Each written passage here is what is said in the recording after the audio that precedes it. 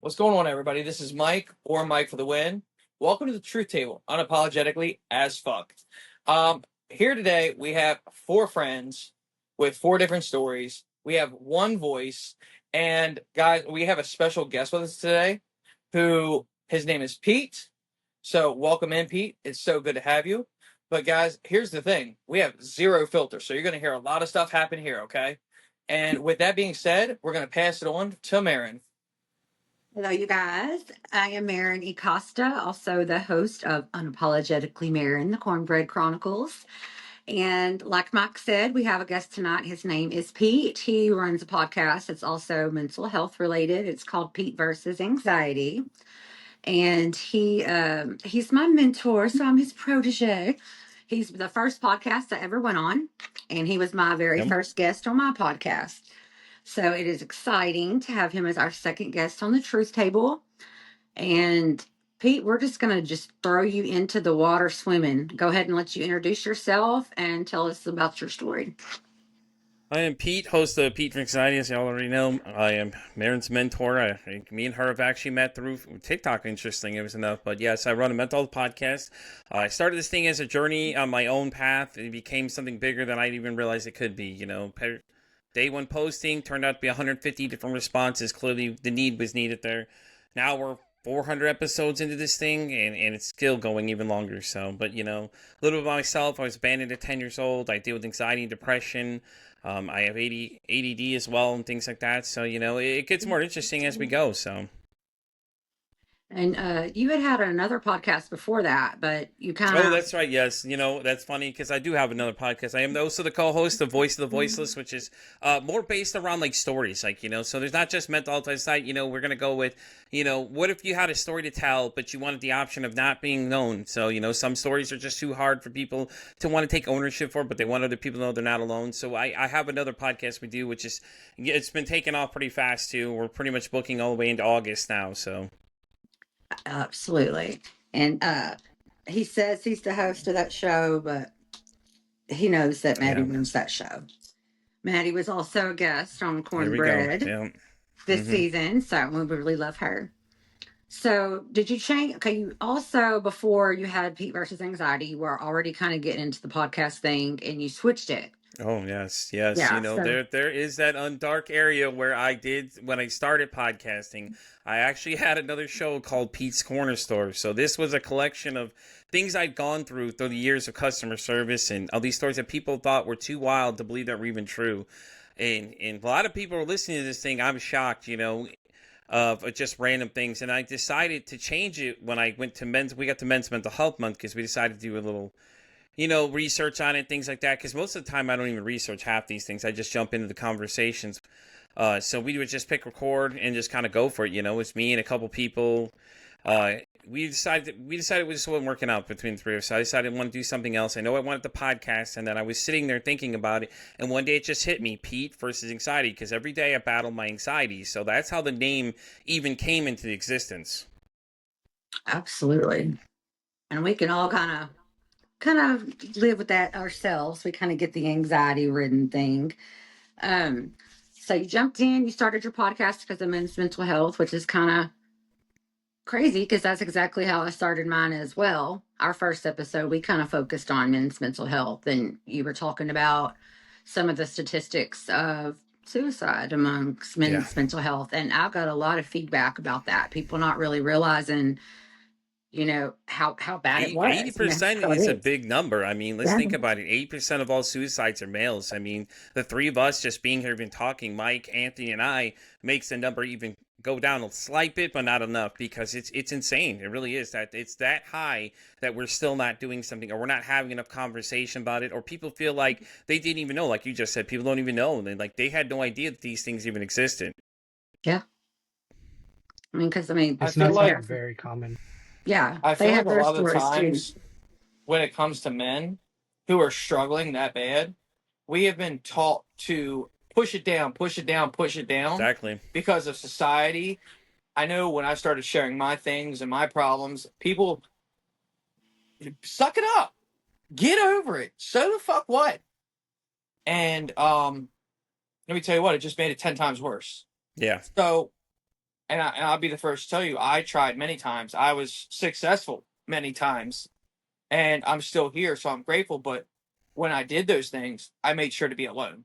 I made Yeah. sure no one knew, and I made sure to never talk about it so no one knew it had happened, which I'm sure most men do, because once that does happen, if it's unsuccessful or you don't go through with it, all of a sudden, if you talk about it now, and in the words of what you would hear, what were you doing, pussy? Like, Yeah. pull it together. Yeah. That's not support. That is literally bullying and making it worse. Yeah. The scary part, Mike, to what you're saying is that I met a girl that runs a podcast that's talking about her life. It's called like Lights Out or something. Like, it was a wild title off one of those movies. Okay, so she had brought up the fact that she lives in Utah, that she had met a guy that runs a group for men. Okay, these men are married now, mind you. Out of the 100%, how many do you think? What percentage said that their wives are there for them? And this number is very scary. 2%, probably No, 2. it was 18 out of the 100% said that their wives are actually there to listen to them. Now, mind you, that's still a huge number that it's still left out there, that their wives don't Yeah. support their mental health or talk to them about it because they feel like they don't have a space to talk to, even though that's supposed to be your partner. So the thing that a lot of people realized and found out during the second season of the show is that when I told my wife that I had thought about killing myself, her exact words were, "Make me the 13th reason why, and then this is not the time to talk about it." So, I mean, that statement alone right there is just like, that's why we don't talk to you to the other side, because it's like, when we do, that's the response you're getting. You're being told, okay, well, this is not the time, like, you could reschedule. It's like, oh, I'm sorry, let me reschedule these thoughts for another day where they don't make you feel uncomfortable, because it's not an easy conversation regardless. Mm-mm. And if I can share one more thing, there was a few people, or females in general, who I was with at the time, that acted supportive the first time I had talked about it. Yeah. Hey, this is where I was at one point. But when the time came, listen, I've got to go do this. I've got to go do this. They were just, or listen, today is just not a good day for me. And I was like, what do you mean? Well, I'm tired and I'm this and you just shut down. That person that you thought you could count on is not there at all. Exactly. So, And sometimes it's also the men as well, because I'm very supportive with my husband and I try to get him to talk about things. And I'm sure Anthony can relate, but my husband's former military, and you don't talk about these things. And if they even found out that you had a diagnosis of depression or you were on medication for depression, like, you weren't going to be in the military anymore. So he's trained his brain, not that he thinks it's weak to talk about your feelings, because he doesn't, but there's just some things that he doesn't want people to hear and know and change the way they view him. And Mhm. he even does that with me. So it's like pulling his teeth to get him to talk sometimes. But it's been something that's just so instilled in him. And his dad was the same way. Like, you just don't.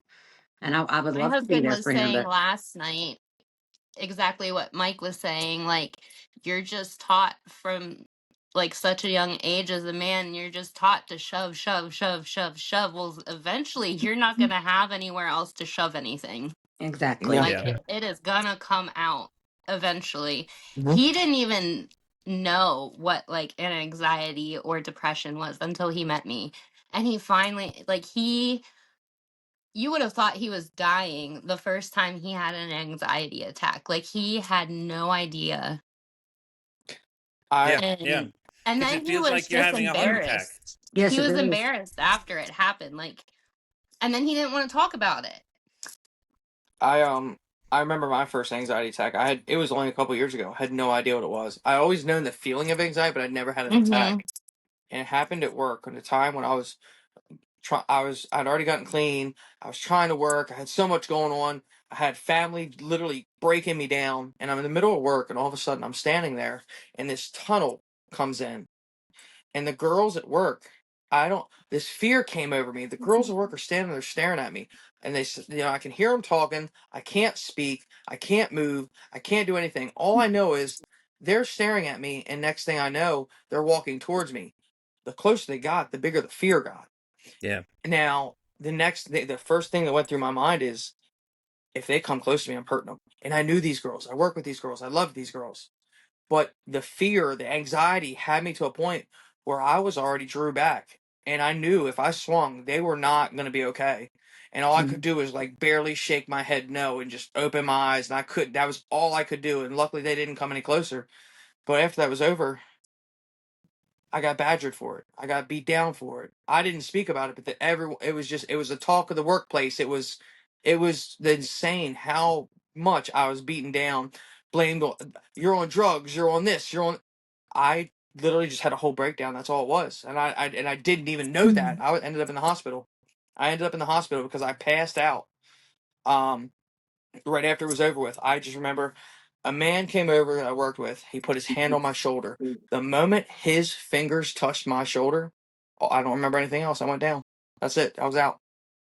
I've been accused and I'm a nurse. I've been accused 4 times at work of being under the influence. And really, it was just me having one of my really, really, really bad anxiety attacks. Yeah, see, this is why peak versus anxiety exactly exists, right? The two things you guys just said, because people don't understand these things. They don't understand what you all go through, or even what these terms even mean. Like Jill said, her husband didn't even know what these terms even meant until she had met him. You know, the two of them met, they didn't even know. You know what I'm saying? Like this is crazy how these things have been around for this long, but no one knows what it is. Everyone wants to throw the words around, narcissist and all these other terms, but nobody knows what that even means. It's like if you really look at what it is, water. exactly. Like it's water. Everybody makes these terms like, "Oh, you're so OCD," but have you ever met somebody with OCD? They're Right. way different. You know, They Tourette's, see. They will Tourette's as read well. these definitions, see one portion of it, one symptom, and say that they have it themselves. And I'm not saying that anyone does or doesn't have it. I'm not a doctor. Yeah, But I know certain people, like in my own Yeah. life, that claim to have these things. I'm like, even I can tell you, no, you don't. Yeah. yeah, I mean, exactly. all of You're. them. And And it's so many people say they're offending. It is bipolar offending. It because she just is. like had a I crazy take moment. She's so offense to it like bipolar. really bad No. sometimes. Or she's on the spectrum. No. It's Mhm. like people, it's also because we're talking about it so much lately, because we are. It is being talked about more. It is coming out more. That a lot of times it's also getting like commercialized, and people think it's cool to talk They about think it's mental health cute. matters. And it's like they're not they're not getting it. They're not feeling Yeah, it. it's like It's clickbait. like they're trying to The be in a clickbait clique thing. of it. Yes, When clickbait. I Mhm. Yes. first started taking TikTok seriously, I will never forget it. I had just reached 1K and I was so proud of myself because it was like 3 weeks and I just reached 1K and I felt like I was on top of the world, right? I looked in my comments of my latest video and someone literally says in the comments, "Oh, it must be nice that you have ADHD because that's trending so hard right now." And I'm just like, "Are you kidding me?" Like, Yeah, Wow.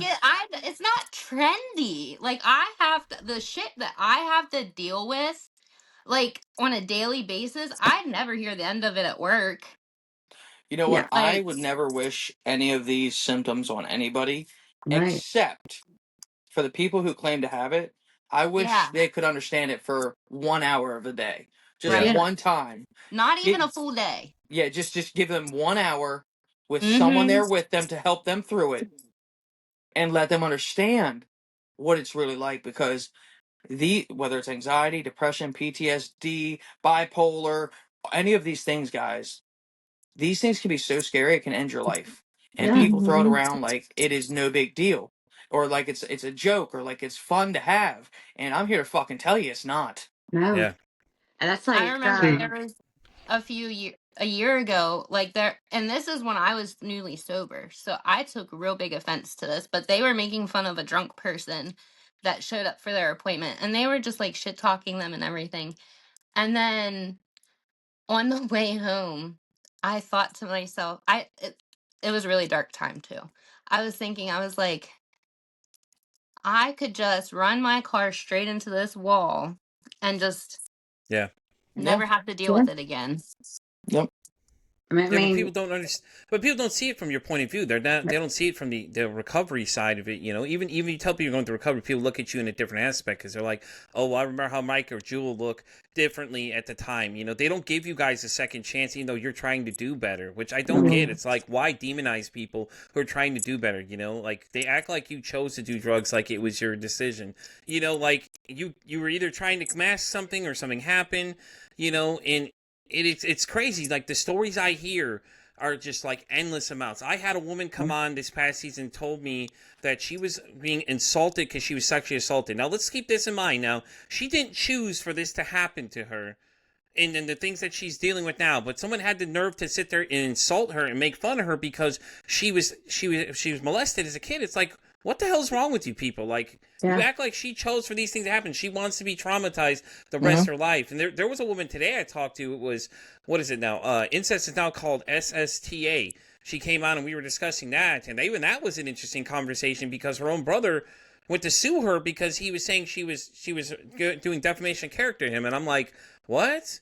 Even though he was the one that had sexually assaulted her a few times, 4 times by the younger brother, 2 times by the older brother, and it's like these stories are just the things that people tell you. It's crazy because it's like they're making fun of you for something you didn't choose to happen. Like, and then these people are victimized when it wasn't even their choice.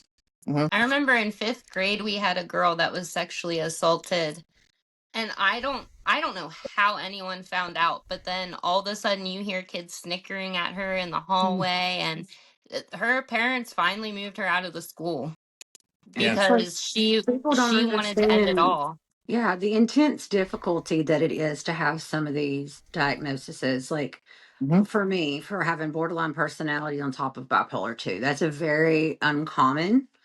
It's very misdiagnosed. And I kind of went down the rabbit hole about a month ago, and my husband made me stop. He's like, "You're working yourself up too bad." But this is the average person with borderline personality disorder doesn't live past the age of 27.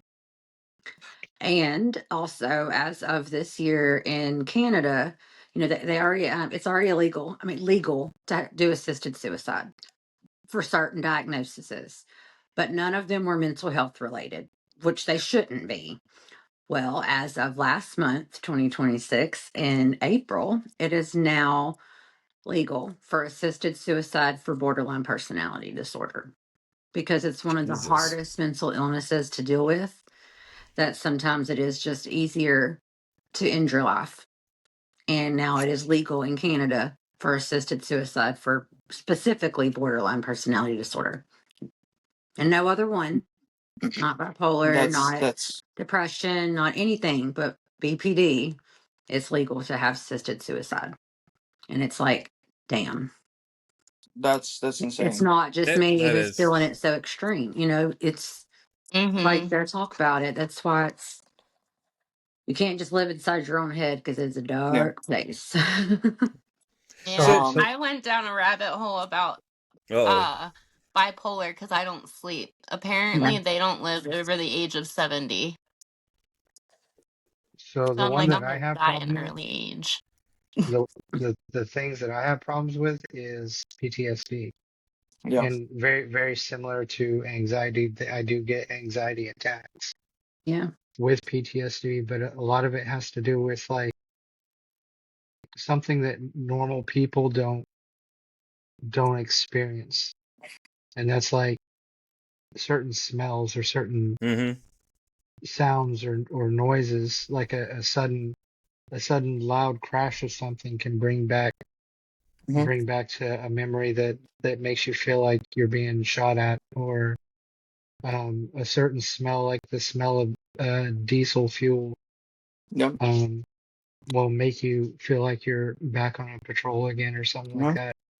And when these things happen, like all of a sudden it's like this flood of sweats, and you're like sweating profusely. Your senses are heightened. You can see and smell everything. You can taste it, and you're brought back to the moment that put you there in the first place.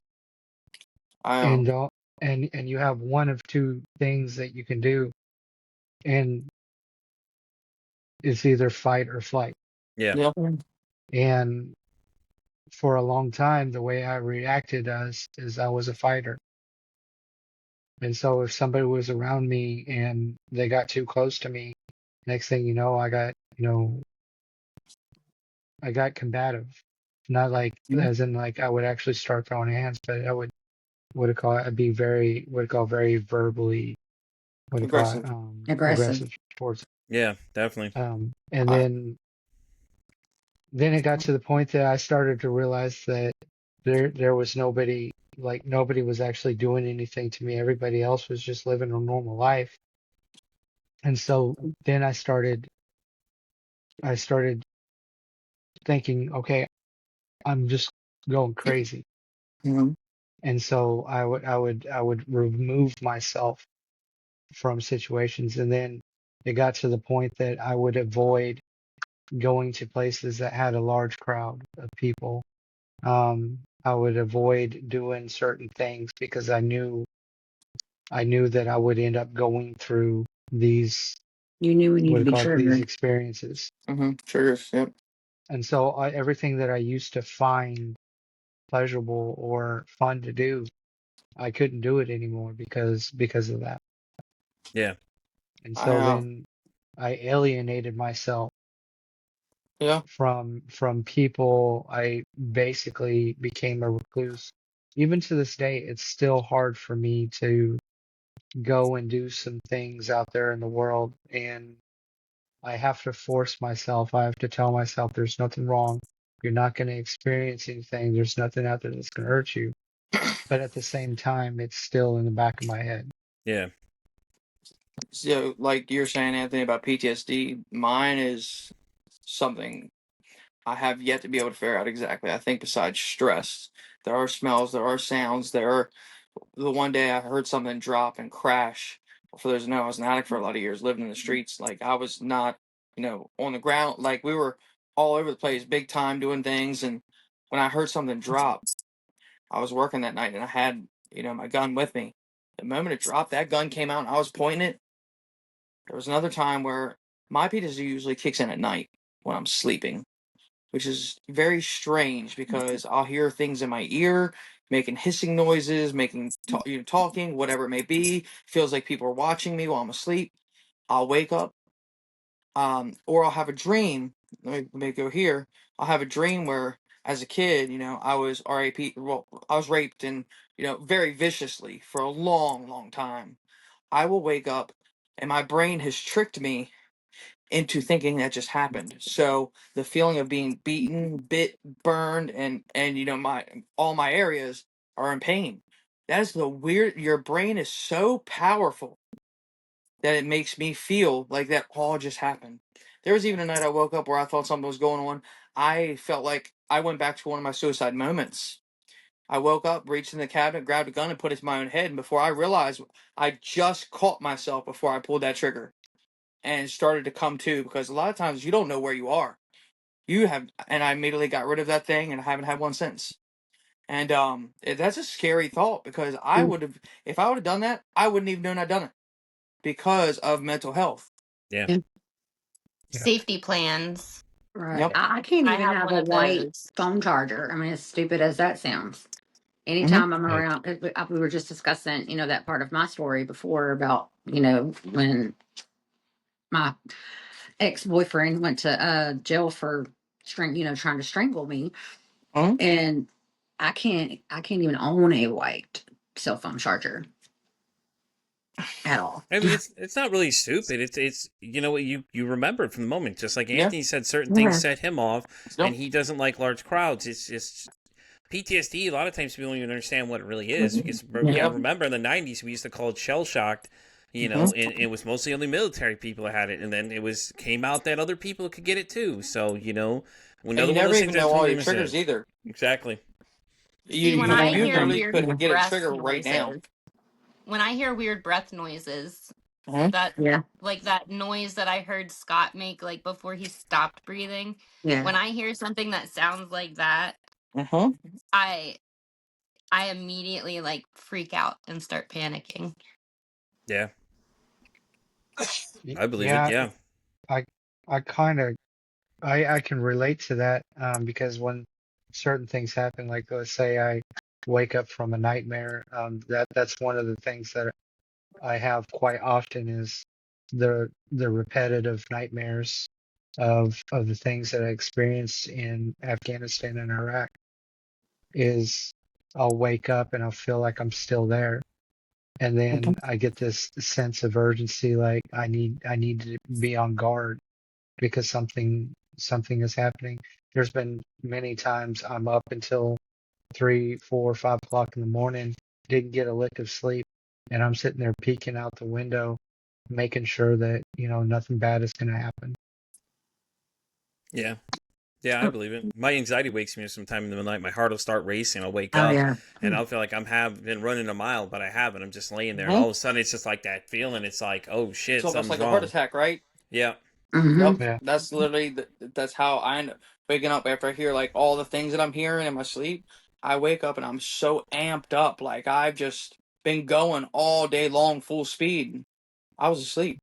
yeah, See, ever since I was a kid, I used to be told that it was nightmares, but then as like I started, I think it was like my teen years, they started, instead of referring to them as nightmares, they started referring to them as night terrors. And I don't remember it when it happens, but like apparently like I'll be like sweating profusely, and like I'm stuck in the bed, like I cannot move like my legs or my arms, and I just start screaming until I stop, and then it's like nothing happened then. yeah. Yeah, your subconscious is a very powerful thing. I don't think a lot of people didn't realize that until recently. A lot of hypnotherapists, what they do is they go in there because that's actually what really controls everything. Everyone thought the forefront of your brain is, but it's really your subconscious.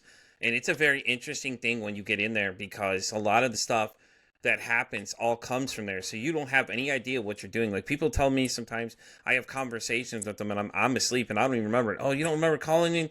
No, I don't even remember these conversations. What are you talking about? They're like, yeah, you were having a full conversation with me. I don't think you were even awake. I'm like, no, I don't remember because I'm on autopilot at that point. I'd have no idea. Like I'll fall asleep and not even have an idea that something happened, or I'll wake up and think that something else is going on. All of a sudden, I'll just wake up and like, oh shit. That's the last thing I remember is I fell asleep. That's it. I remember the last thing happened, and wake up, and But it's very interesting though because, like I said, the subconscious though is very powerful. And when you get into this thing and you start realizing how much more of it controls, a lot of people are now doing a lot more research in that area. I've had a few people on recently where they were talking about some of the work they do. Like they do stuff, other things that the hypnotherapists don't do, like reprogramming yourself. People actually do these things. It's interesting because there's a woman she's in Spain. She was telling me about that. That's what she does. She literally goes in and she'll sit there and reprogram you, and you'll discuss everything ahead of time. And then she has like these different practices where, like, she was telling me we were doing it. She's like, if you close your eyes and say, I am, or something like that, whatever the phrase was she said, she was like, you sit there and think about it. And if something comes to your mind, it means that they're going to have to go back in and keep going and work very slowly too. But if nothing comes up, it means that you're making progression, which is interesting because when we were doing it, she's like, what did you feel? I'm like, nothing. I'm like, and she's like, well, that's good then, because that means, you're in the right place. But she said other people experience other things. So it's been very interesting when we get into those types of conversations. Can I Absolutely. ask you, Pete? So you were saying you've had the phone calls where you were asleep, right? Mm-hmm. I've had similar things where I've fallen asleep in boxes or phone calls, and Mm-hmm. people think I'm talking to them, and I'm completely gone. Yep. Have you ever had someone come to you and say, "You said some of the weirdest shit last night that made no sense," or "Are you okay because you said such and such?" And you're like, "No, I'm Yeah. fine. I'm absolutely fine." But your subconscious, things that you don't even think about, things you probably don't even know are happening in your head, was what really came out. Yeah, people told me that too. They're like, "You're making weird sounds." They said you started making weird sounds, and then you got quiet all of a sudden. I was laughing. I'm like, "No, I don't remember any of that stuff happening." Honestly, like I didn't think of anything of it because I'm so tired. Because some days I don't sleep. And that's the running joke amongst a lot of people that know me. Are like, "Well, when do you go to sleep?" Because I do so many different things. And And they're like, like, "Hey, when are you sleeping?" Never, because everybody's yep, like, "Well, go to bed or stop drinking so much caffeine." I'm like, "Well, if yep, I don't, I'm gonna fall asleep." So, I don't want to yep. go to bed. My So, my brother's girlfriend actually took a video of me one time when I fell asleep and I was going through a PTSD episode of sleep. Mm-hmm. She said she was laughing. She thought it was hilarious at first. She thought I had a girl down there and I was having sex because of the noises I was making. Yeah. Right? She said you were moaning, you were doing. She said, I honestly, I thought you were down there getting it on. She said, but then I walked downstairs and I got scared. Yeah. She said the noises that you were making went from that to growls to just pain to mumbling. I do And that too, I'm told. you know what I told her? I said, here's the crazy thing.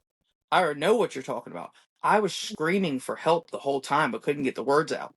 Literally Yeah. the whole time trying to scream, help me, wake me up, and could not get it out. So even while we're asleep, sometimes that's when your mental health attacks you the most. And Mm-hmm. you wake up and it can destroy you for a day, an hour, weeks. That one sleep can destroy, and you are completely incapacitated from that.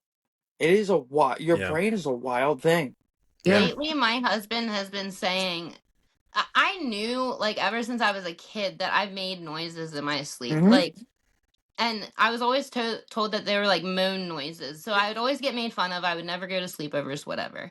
But like more recently, like my husband was saying, like it's like I'm grunting, Mhm. and then like I'll start like that noise that like a dog makes, like "Rawr," whatever. Mhm.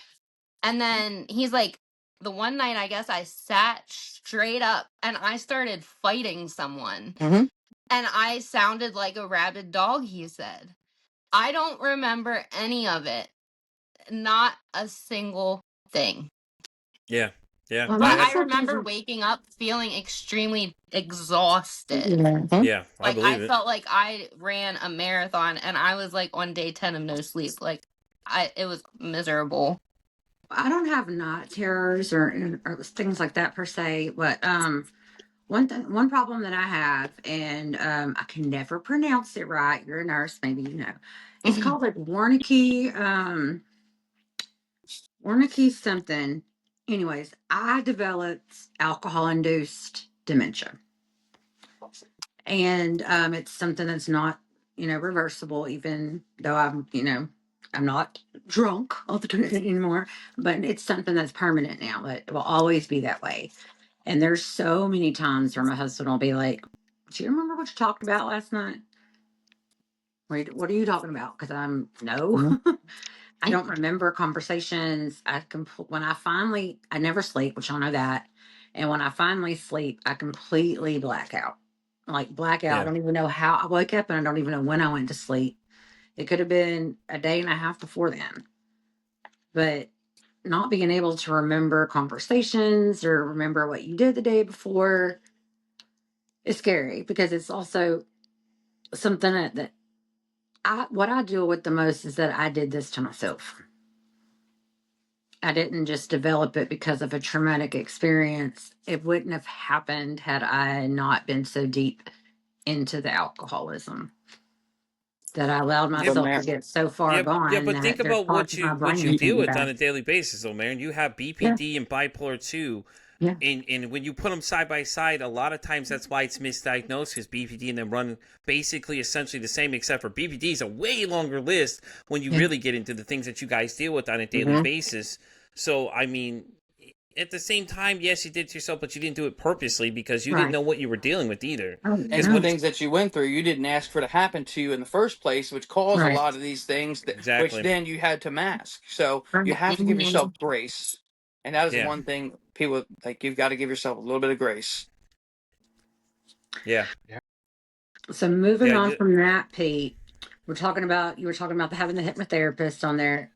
So I've on had a lot of interesting podcast, people. tell me what would be one of the most interesting people that you've interviewed on your podcast? God, okay, so if I had to go based on season 3, the season opener was probably the most interesting person because I know this person on TikTok, don't know anything really about him. They came on, and the story she told was just like you were on a 45-minute long roller coaster of complete hell. Because this girl had done everything, drugs and all this other stuff. She was controlled.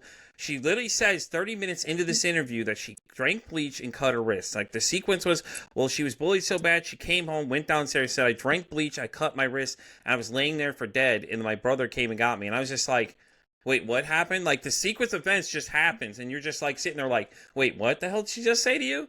and it's like I hear the topics, I hear people talk these things, but the sequences threw me off because the way we were leading into things was just like so intense. I Yeah. think another interesting one was the guy during season 1 where we were live. Okay, we're live on everything, mind you, as we're doing this, because my first season I was live doing episodes. This guy says 15 minutes in that morning he thought about killing himself. He goes into the conversation and says, "Hey, Pete, can I tell you something?" I said, "Yeah, what's up, man?" And he starts describing this moment, and I'm like, "Oh God, this is not going good on well." So he literally says to me, while I'm sitting at the edge of the bed, I'm like, "Oh God, this guy's gonna talk about killing himself." In my mind, I'm thinking this is what's going on, and he literally says, he's like, "I had the gun in my hand. I was thinking about it this morning, because apparently he had lost his friend to suicide like a month or two ago." And things like that. So he was really dealing with a lot of like traumatic things that were going on in his head, and it sounded like he really didn't have many people to talk to about it. So like after he talked about it, you could see the change in his demeanor a little bit, about like how he literally was feeling a little differently. And then people were asking me after that episode, it was after we finished that one, and people that watched it later on were like, "Oh my God, is he okay?" I'm like, "Yeah, he's fine. I talked to him." Because people don't really talk about suicide much. Let's think about it. Someone comes tell you they're going to kill themselves. What are you going to say? Their first reactions, most people start freaking out. They don't think like, "Hey, listen, let's ask him, hey, are you okay?" Or get him talking and, at least try and figure out what the situation is. Right. God, I'm trying to think. I've had so many people on. There's some wild stories. There's a time that I cried on the show. Okay, so there's this girl I met named Tiff Carson. She had wrote a book about her dad, who is a police officer, was gunned down in front of her school, and we're talking about this whole situation. Oh no, sorry, that's Susan Soul, but that similar thing. Her suit, and then Tiff Carson's was her brother was an addict, sexually abused, and abused by the dad, all in the corner of the kitchen, which is weird because like in the stories we're talking about it, she's like her brother would always attack her in the corner of that kitchen, but can never figure out what it was. The trigger point was for that until she found out when he had told her what had happened before he took his own life. And it was the hardest thing to listen to because you're listening to her, she's getting emotional, I'm tearing up with her because like you're listening to these people's stories, man, and it's hard because like you're feeling these emotions with them as we're riding these rides together, and things like that too. I've had a lot of like strange stories come on, but those are the ones that really stuck out the most. We've talked about a lot of different weird things that have come on the show though, like that too. Like the girl from this season that had told people that she was being insulted. She got made fun of because she was sexually assaulted. Where I turned to the camera for 2 minutes and I go off because I'm like, what the fuck is wrong with you people? Like, what gives you the right to make fun of somebody who didn't choose for this act to happen to her, than for you to sit here and just demonize her like she's an evil person? Like, hey, yeah, I woke up today and decided I want to be sexually assaulted and I want to deal with all the traumas that come with it, and things like that too. And it's just like it never gets easier when you hit record because like I tell everybody, it's like you have no idea where these conversations are going. Like that conversation was never intended to happen. We were supposed to talk about some of the things she was doing. And she got into her story, so it was like a 56-minute long like ride through like, holy shit, what is going on? Because she was telling us like she didn't even know. Here's the craziest part: she didn't know that she was a sexually assaulted 3 years old until she went to a hypnotherapy session and was like, the hypnotherapist kept telling her, "Hey, listen, I got to tell you something. Hey, I got to tell you something." And then she's like, finally, okay, let's talk about it. And then that's when she found out, and then went down that rabbit hole to figure out what happened. And it was like everything started making sense because, as we know, and I've learned that, the body will cut off the memory, but the body will remember, though. Yep. So, like, you may not remember what happens, but your body remembers what happened the whole time. So you'll react to things and not even realize it, though, and things like that. Yeah, I got diagnosed with BPD during hypnotherapy. And that was the biggest part of my journey with the hypnotherapist was BPD usually is something that's triggered that by a traumatic event. And so there was usually the person knows the traumatic event. Okay, but I did not. Yeah. And we spent a lot of time in hypnotherapy. And yeah. Can I ask? I have no idea, and for those watching as well, what is hypnotherapy? What does that consist of? How do you get it? Does it cost money? Does insurance cover it? It costs money. What is going on here with that? They hypnotize you essentially. They go past your frontal cortex and go into your subconscious mind. Okay. And that's where they start trying to figure out what things that are you're getting triggered by. Like they'll talk to your essentially your inner child they're talking to, you know. And they'll start asking these questions and things like that, and as they dig in deeper, like I said, you're in the subconscious now, son. You're in the part where a lot of this stuff is happening that a lot of people don't even realize what it controls completely. So it can be, it depends like what they do. Each one has their own way they do things. The other thing too, you have to be very careful is that, you know, me and a few guests were discussing that what happens if you go past the point of birth, you enter into almost a spiritual essential like zone. Like what if, you know, like the spirit of your body versus you actually talking to your younger self, you know, because I did learn also that around kids that are born early on do remember a lot of things. Like say you had a traumatic birth, like you were choked or something by the umbilical cord. Some kids actually remember those kind of things, and they'll start acting them out, you know. And they'll, you know, a lot of times you don't realize that they realize these things early on, and then early as 4, they can start really understanding what's going around them. So like they're watching you, and they're taking these measures on. I have a memory. So speaking of that, as being a young child, I have a memory right after I was born. Mm-hmm. Right after I was born, and I thought I was crazy for the longest time, and I had to ask someone about it. And right after I was born, I was laid on a table, and the nurse, you know, she was a bigger lady. I remember the color of her skin, and she literally sat on my head as I was just born. She was a nurse. I remember she was, you know, I remember the gown. It's like a photo image burned into my mind. But I thought I was making it up. You know what I mean? Like, there's no way Yeah. I remember that False memory. until I talked to some of my family. I'm like, no, that woman was really, she sat on your head, fell up there, moved over, and sat back down. I couldn't have been more than a few hours old when that happened. But I remember it. Yeah, you do. That's My it. husband has some memories from very, very young childhood, and me, which is very, very, very common with BPD. I have no memory before I'm the age of 9, and I was that's gonna pretty say I old. can't remember anything before the age of like I can vaguely remember things from like kindergarten, but it's just like little 1 or snippets. 2 little Yeah. snippets. Yeah. Yeah, like I don't fully remember like actual memories Don't until even. like 8 or 9. Yeah, I was Yeah. fine. And that's a very common thing with BPD, but also just any type of childhood trauma event. You know, if you've shut out I something just kind of traumatic. think I shut it all out and Yeah. Yeah. And It's that's, it's your memory. It's your mind that doesn't want you to remember these things. Your mind that remembers. yes. So something happened when you before that point of where like Jewel remembers, you know, at 9. So something may have happened in between there that the memory doesn't want her to remember. So they cut it off, but her body will remember anything that's happened, like, you know, Yeah. certain things, like trigger like a PTSD moment kind of thing, which is interesting though, because you know that a lot of people didn't even know that either. Like I said, my guest didn't even know that when she had told me. But you know, like I said, when you hit record on these episodes, like it's a no holds barred, man. I was Like I going to said, say no today's holds barred as conversation well. is crazy. Yeah, yeah. Today's conversation took a lot of me too. I ended up having another one, but I canceled the other day for the day because it's a lot. It takes a lot of you start talking about these That's things, why. man, and you start asking a lot of questions, you know, and a lot of people are always interested by the questions I ask people too. Like with me and her, we asked about intimacy, given, you know, she was assaulted. I was like, did it have to be weird, you know? And she said that this is the first time somebody's asked her. I was like, well, we're adults here. Let's talk about like how this didn't come up before you got married. Because I asked her, have you told your other partners about the incident with your brothers when you were younger? And she was like, no. She's like, I didn't tell them because, and, you know, I didn't tell him until we were getting married. I was like, but, you know, given the situation, you know, that you were sexually assaulted, these things not show up when you get intimate. Like, you know, these kind of questions, you know, you would think someone would ask just to better understand what's going on, like how this didn't come up, you know.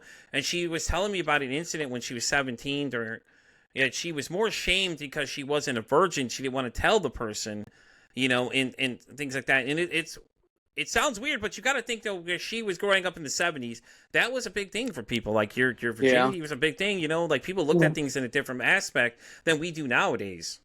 Yeah. 100%. Yes, see, one of the things that a lot of people don't realize about veterans is the way that people treated veterans back then. Like, let's say during the Vietnam era, Mm-hmm. there's some people that still treat veterans like that. That's crazy. And what's wild about it is when I was going through treatment at the VA, I was going through inpatient treatment. We had weekend passes, and I was hanging out with my son's mother. We were just dating at the time, but we were around a group of friends, and some of those friends started asking questions and started poking and prodding and making fun of me because of the things that I've seen in combat, Yeah. the things, and they were trying to provoke me to Flip your I switch. guess, yeah, basically like flip out. And I don't understand why people find that entertaining or funny to try and I don't know. I hurt someone, push them, and provoke them. Like, Mm-hmm. Yeah, I exactly. ended up shutting down. Like I ended up shutting down, and instead of flipping out on them or anything like that, because that's what they were wanting. They were wanting to provoke me to the point that I would flip out or something like that. Um, Instead, I just got in my truck and I left. Yeah. And a part of me felt bad because I didn't like end up starting a fight with them because like what they did was absolutely disgusting, but at the same time, um, I didn't want it to get to that point, and so I just left because um, I was already actively in treatment and I was trying to better myself Yeah. and I was trying not to have these types of episodes, and these people were actively trying to go against what I was going through in treatment. Yeah, because if they trigger a moment, though, Anthony, you technically would go into a space where you don't even remember anything going on. And if you go into a PTSD moment, I know my ex-wife had one where she doesn't remember the whole thing that happened. Like, she flipped out, and I was fighting her off because she was literally just lost it completely. And I don't think people realize that once you go in that mode, he's no longer there. Anthony's no longer there. He's checked out. Right. He's just lights are on, but nobody's home, essentially. And he's not going to remember part of that. And I know she didn't remember it because when I asked her about it, she was shocked. She was like, what happened? And I told her everything, and she was like, really? I don't remember any bit of that. So I don't know why people feel like they want to get involved in these things or make fun of it because they don't understand these things. Like, they don't realize what you go through. And then these guys want to make fun of the things that you've seen over there. We'll trade places and see how much you make it out of it because it's everybody has these great theories and want to tell you all these great things, but when they're in the situation themselves, it's a whole other ball game. When I got robbed at gunpoint, I remember a lot of people were telling me different things. I was like, cool, hey, listen, you want to trade places? We can. Let's see how you feel afterwards. Have two guns put against you and see what you think. And then we'll see how you make it out of Mm-hmm. it. It's Yeah. like, it's a real deal. It happens. Like, like you remember these. I remember to this day what happened. It was a horrible moment. not even Yeah. not even just that. When once they push you into a moment where your trauma comes out like that, Mm-hmm. there's another side of that too, y'all. And in case you don't know, that person can either shut down, check out, or become someone who they were in that moment, which you may never want to meet. And they Yeah, might do something that they have no idea they're doing. But guess exactly. what? You're not going to be able to stop them because they're not there to stop themselves at that moment. Yeah, And see, Mm-hmm. that's what I was they could afraid of. seriously hurt you. Yeah, Yeah, that's what I was afraid of is to me, it's not something that I want to do. It's not, yeah, but at the same time, when you're bringing back memories, especially when you've been like, let's say, take for instance, you went through combat, and you went through firefights and all this stuff. You don't you don't want to act those types of scenarios out. Mm-mm. You don't want to be in that fight mode. And I don't know if that's what their intention was. But just even asking a veteran like questions is like, did you shoot somebody? Did you kill somebody? Did you do all these things? Please don't ask veterans that. Yeah, a lot Please, of for people the don't love even of God. realize how bad that actually is just to even right. ask those things. And, I might not be a veteran, but people used to ask me all the time since I was in the streets, did you ever hurt somebody? Did you ever shoot somebody? If you were shot, did you ever? And I know veterans had, have gone through a lot more. Most of them have gone through a lot more than what I did, even. And let me tell you, coming in from that question alone can trigger things Yeah, that they might not be able to recover from for a long time. And it's as harmless as could be most of the time. You know what I mean? But just if you're watching this and you ever meet a veteran or someone who's been through something like that, don't ask those questions. It's just My husband, his stepfather, his sister was dating this guy, and this guy was a piece of trash. Like, the I'm not even going to get into that, but he was a piece of trash and he was beating on her. So she called me. I don't know why. I lived way too far away. So I called her stepdad and had her stepdad go down because I knew he had the key. So I guess whenever his stepdad got there, he looked through the window and saw him with his hand up getting ready to beat down on his sister. He went in there and he was like, I guess it got aggressive because they're both big guys. They're like yanking at each other. But then I don't know what happened. Like a whole bunch of shit must have just like went off. And then the East Penn police were in there. And whatever they did to his stepdad put him into like this PTSD thing. And he laid out 3 cops, didn't recall any of it. Yeah. None of it. Yeah. And it was all because I think it had a lot to do with like them coming up from behind him. Yeah. And like When you're in that flight or that fight or flight mode, you don't you, you really don't. And he a said lot he of didn't people, even have time to think. Yeah. yeah, like a lot of people, they don't realize that they're in a they're in a very dangerous mindset at that point. They're in fear of their life, honestly.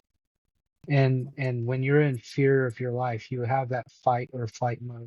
Some people they run, but there especially a lot of veterans, they fight because that's what they were trained to do. And when they're put in a combat situation or combative situation, that's sometimes the only that's the only way that we know how to protect ourselves. Yeah.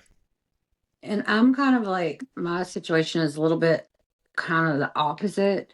Um, One thing about BPD is the fear of abandonment is so intense and so real for you that, say, me and Mike are like in an argument or whatever, and I'm just going to completely break down. I'm going to feel like, okay, we're never going to be friends again.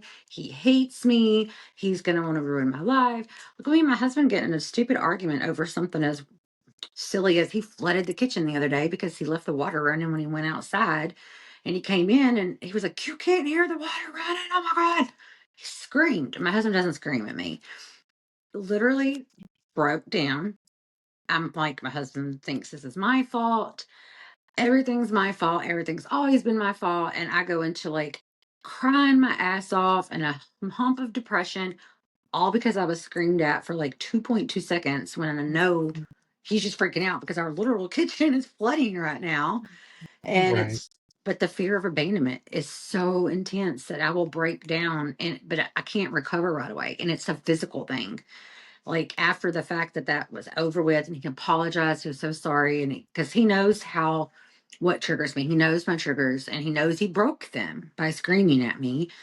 And I mean, I had anxiety and panic attacks the entire day. My body felt like I was just hung over. I'm drained. And it You lasts, can just feel it. Yeah. hours, just hours and hours. And I couldn't do anything. That's Anthony when you were asking, "Are you okay today?" And I'm like, Yeah. "Why are you asking That's like that? Why are you after my calling cat out?" passed I could away. feel it. I could feel it because you've been quiet for Yeah. almost the whole day. And I It's was like I like, can't function something's up. after that. And it's called a BPD split. And when I split, some people split and go to aggression. So but I split and I go to depression. And it's hard to get out of it. It's so Yeah. hard to get out of it. And it's like making people understand that, like, I know you said you're sorry, and I know it wasn't a big deal, but it was to my brain. Yeah. And it ruined the entire everything. And now I have to question my marriage. Does my husband actually love me? Like, it's It that kind of reminds intense. me of RSD with the ADHD because I suffer from the rejection part of it. And it's like the worst kind of feeling ever. Like Yeah. I don't even know how to explain it, but like it's like I don't know. It's almost like your brain makes it out to be like 20 times the size of the problem that it is. Yes. Yep. And you can't Like explain someone that. And can so then people simply think you're give me, dramatic and yeah. overreacting. And you're My not. mom would always call me like emotional or Hmm. sensitive or say I'm too much. And my grandma, she would say, you just have a bigger heart than others. But yeah, it's like the fear of like rejection. Yeah. Hmm. Mm. Oh yeah, 100%. I think the fear of rejection, also the fear of losing somebody, all those types of things kind of flood your mind. I would challenge you that next time you feel like that to openly express it, talk about it, ask questions, have a conversation about it, instead of going down that slippery slope rabbit hole of thinking that, nobody likes you, nobody loves you, everything is going to end. All these things that flood your thoughts. Instead, take control of those thoughts and say, all right, this is what I'm telling myself. I'm going to take control of these thoughts, and I'm going to have a conversation about it because this is what's going through my mind. Um, like kind of like you, I'm opposite of that, and so when I panic, I get to that point to where I start getting angry, and then I start saying things that I don't mean, or I say things aggressively, and then I'll have to take control of that, and I'll have to own up to it and say, look, I messed up. I said some things that are wrong. And then, like, even with my son, I'll have to sit there and I'll have to tell my 11-year-old son, I'm sorry that I yelled at you. I'm sorry that I said this. I love you. I didn't mean that. Will you forgive me? And sometimes we have to do that, is just take ownership of these feelings that we're having and realize that they're just feelings doesn't mean that they're reality. Your heart can deceive you because the actual reality among things is different than what your heart is trying to tell you. Yeah. Absolutely. Well said. Well said. Yeah, that's what it's like for my abandonment issues. It's like I'll push people away. My intent is to get rid of you before you can get rid of me if I feel like Yeah. that sense comes on. And I'll Mm-hmm. do the same thing. I'll say nasty shit. I'll do things. I'll get angry to try and get the person to leave because it's like, you know what? You're not going to leave me. I'm going to leave you first kind of thing. So I feel that 100%. See, I can take people like I can deal with yelling or people yelling at me all day. I actually had this one experience once with my mental health, and I don't remember where I was, but I remember I was out in public and this woman was just screaming at me and like she was screaming to the point where I just started standing there and I finally turned away. And then I guess she got mad because I turned away. And then she kept saying even more mean things. Like the intensity of what she was saying was just ridiculous. And I chuckled at her. And she like made some snarky remark. And I was like, honey, I was like, if only you had to live with what I think of and what I say to Exactly. myself on a daily basis, we wouldn't be here right now. I've said meaner things to myself. Yeah, exactly. Yeah, Yeah. I've had a lot of people have triggered me, and my response is, I try to get away because I know what I'm gonna do if I reach that point. Mm-hmm. I try to walk away. I try to walk away. I try to walk. Stop. Listen. We don't have to have this conversation this second just because you want to. I'm telling you, I need a moment. Yeah. I need a moment. And there's been very few times that anyone has ever listened to that. And I'm you try so hard to catch yourself because you're afraid of what you're going to say because you know it's going to cut deep, and if it cuts deep enough it's going to be more than just words. Mm-hmm. And it's like the more you try to tell someone, hey, listen, I need space, or this is, I need it, the more they're like in your face, and the worse they get and the louder they get and the more nasty they get. And then when you blow up, all of a sudden it's your fault, you hurt their feelings. Right. Mm-hmm. Now all of a sudden it's, oh, you did this and you did that and you did this, when the whole time all you needed was just time to cool down. To Because for me, I don't, my thoughts don't come together. I will try to say something, and I cannot. Words are hard for real. Okay. They are, yeah. Um. I sound like Yeah. an idiot, so I just try not to say Mhm. anything because I stumble over what I'm trying to say because my Yep. brain feels like it's moving 50 miles an hour this Yep. way, but my mouth's like, ugh. For me, confrontation wasn't words in the past. Confrontation was physical. Yeah. Yeah. Like it went to. If we had a confrontation, you said something to me.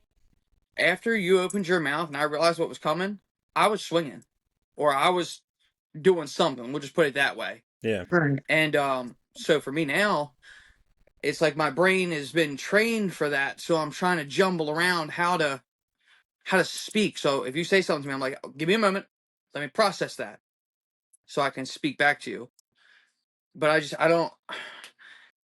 I'm not sure what it is that when you say that to someone, most people seem to get defensive or offended by it, and instead of just like, okay, go take your time, take a walk, come back, we'll have this conversation.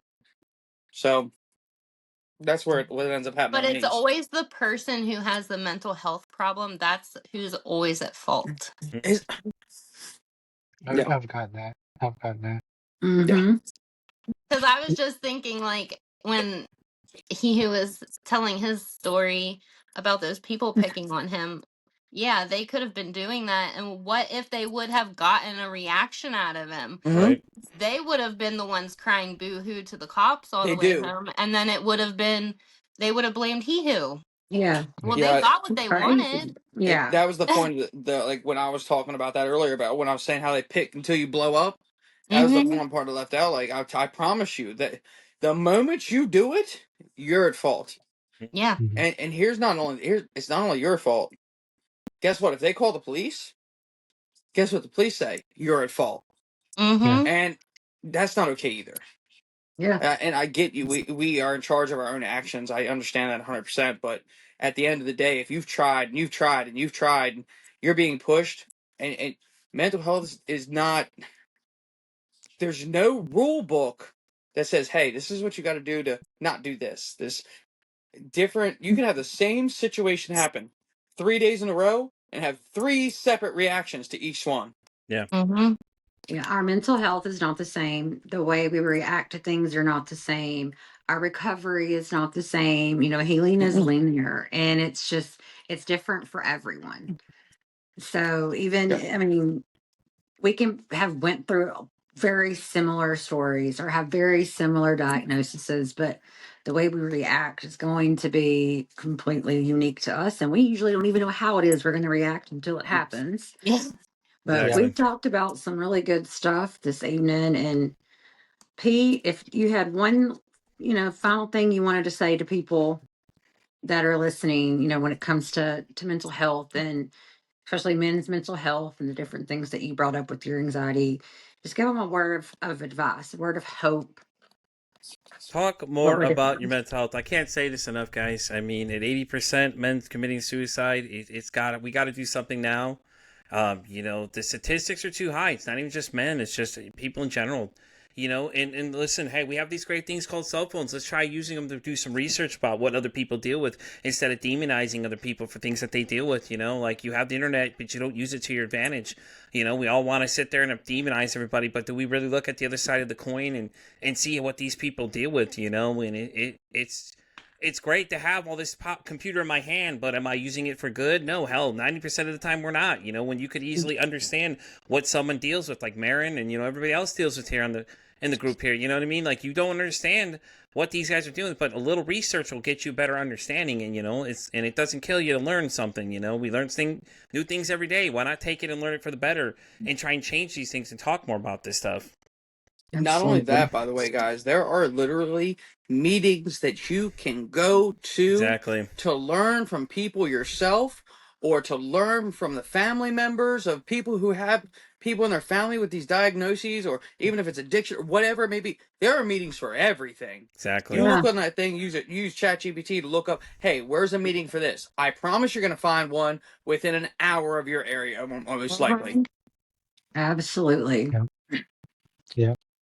Well, this was a very informative and amazing episode, Pete. And I'm also, so glad that you came on the show and talked with us, and it's been a good time.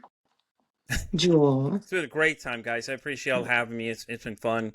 With Pete vs. Anxiety, the episodes are still coming. I've just finished season 3. Already planning season 4, and my inbox doesn't stop going. Like I said, I voice of the voiceless, things like that. You guys can, if any of y'all want to come on and be a guest on the show, let me know. Marin's been there. She knows what it's like. It's very easy to talk to me. Like, I talk to people all day, every day about things, and it's just having that little bit of understanding that makes this conversation so much better.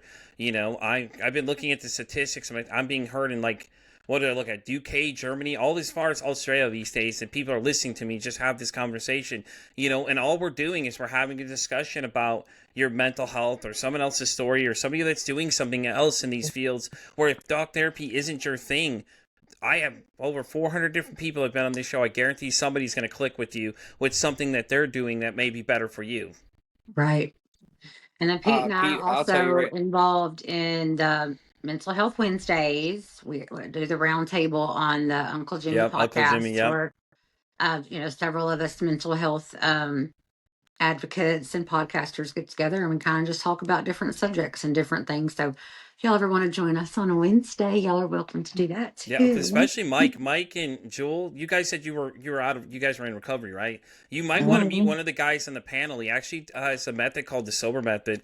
I'm pretty sure you'd like to meet him though. His name's Massimo Rigatti. He made this system that he said AA didn't work for him, so he had his own system. You guys, I really think you all should meet him, definitely. He'd be a very interesting person for you, I'm pretty sure. You can get my Yeah, number from great. Aaron if you don't Yeah. mind texting me. Yeah. I'm down for that. Listen, Oh, whatever we can do to get people heard, get stories out there, bring awareness, I'm Yeah. down for it. Yeah, I he has keep his own saying podcast it's an and too, so epidemic. yeah. Yeah.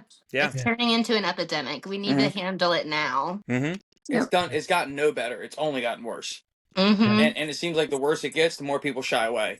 Like, more people are just like banishing the people that are struggling. Yeah. Yeah, exactly. So That's the stuff I told you I can't do anything on Wednesday evenings. That's what we'll be doing. So y'all are more than welcome to join the panel. Yeah, definitely. Yeah, come on through, Yeah. guys. Uncle Jimmy would love to have you guys come on and hang out with us. It's me, Marin, my co-host, and it's just random. This week we're gonna have a different guest. We brought in somebody from the show that we actually were talking about the things that are in your food. She's an overeating expert. When I met her during season 2, she was really interesting. A lot of facts and things. So this week's topic is food and your mental health. How they're in relation to things. So if anybody's free tomorrow, y'all want to come through, let us know. Marin and I will get you the link. It'll be interesting. So we will have a special guest. She's already confirmed to be there. So she's excited to come meet everybody. okay, yeah, sign in. Yeah, I'll get y'all the info. That'll be fun. Jewel, you want to Okay. close this on out? Yeah. Thanks for being with us tonight, Pete. No Yeah, problem, guys. absolutely. Listen. Yeah, thank Listen. you.